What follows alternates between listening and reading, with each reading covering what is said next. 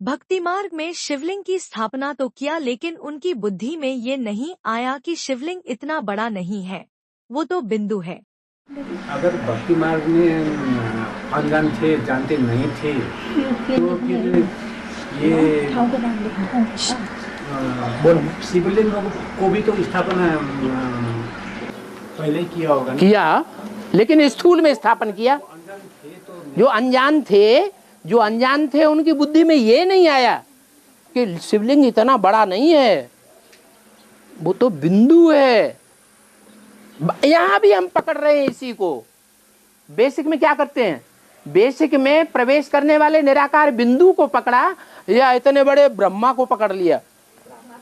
किसको पकड़ लिया? ब्रह्मा को पकड़ लिया। अरे ये शरीर भी तो ये स्थूल चीज है ना।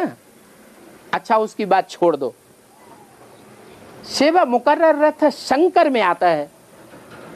शंकर निराकारी स्टेज को धारण कर लेता है, इंद्रियों को भूल जाता है। माने इंद्रियों को काट दो, नाक आंख कान मुंह हाथ पांव काट दो, तो क्या रह गया? क्या रह गया? धड़ रह गया। वो धड़ लिंग जैसा हो गया।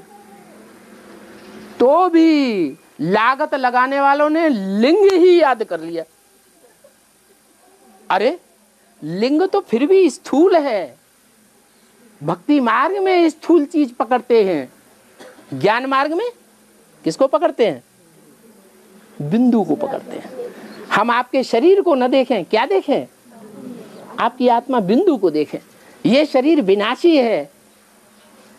ये लिंग जो प्रजापिता की पहचान है, प्रजापिता का सिंबल है, वो विनाशी शरीर है। विनाशी है या विनाशी है? वो प्रजापिता का शरीर है। 5000 साल शरीर तो नहीं रहता। आत्मा रहेगी इस सृष्टि रूपी रंगमंच पर, शरीर नहीं रहेगा। तो विनाशी चीज को भक्ति मार्ग में पकड़ लिया, लिंग को पकड़ लिया। ये गलती हुई कि नहीं? ये गलती हो गई। हाँ, उसमें थोड़ा सा विचार आया भी, शुरुआत में थोड़ा सा विचार आया, तो जिसको विचार आया उसने हीरा रख दिया लिंग में। क्या रख दिया? हीरा रख दिया। हीरे को मुसलमान आकर के तोड़ के ले गया। तो विदेशियों ने हमारी बुद्धि को भ्रष्ट किया है।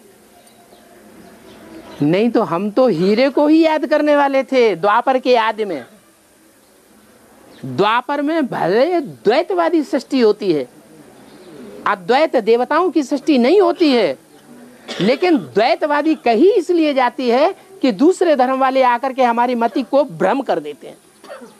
वो हीरा तोड़ के ले गया, बस हमारी बुद्धि में बैठ गया वो लिंग। नहीं तो शास्त्रों में ये भी जिक्र आया है कि लिंग जो है कितने कितने प्रकार का होता है। स्वर्णलिंग, रजतलिंग, ताम्रलिंग, लौहलिंग, पत्थरलिंग।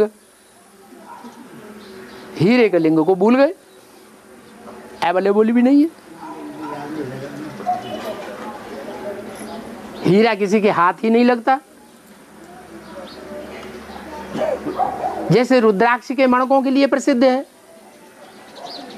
अनेक मुख वाले रुद्राक्ष बहुत मिल जाएंगे, और एक मुख वाला मिलेगा ही नहीं।